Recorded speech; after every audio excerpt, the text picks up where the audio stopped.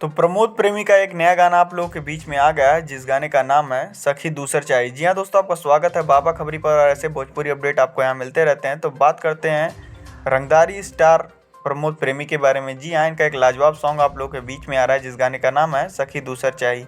ये गाना काफ़ी लाजवाब और धमाकेदार होने वाला है और सबसे बड़ी बात, इस गाने में आपको फीमेल सिंगर नहीं दिखेगी, यानी कि प्रमोद प्रेमी ने इस गाने को अकेले ही गाया है और दिव्या यादव इस गाने में आपको अपनी कमर लचकाते हुए दिखेंगी, जो कि ऑडियंस को अपनी तरफ काफ़ी अट्रैक्टिव करेंगी। मैं आपको बता दूं, ये गाना जो प्रमोद प्रेमी का है वो ग्लोबल म्यूजिक जंक्शन से रिलीज हो चुका है और गाना काफ़ी लाजवाब और धमाकेदार है। आप अब इस गाने को सुनेंगे तो लगेगा क्या ही गाना भाई साहब है।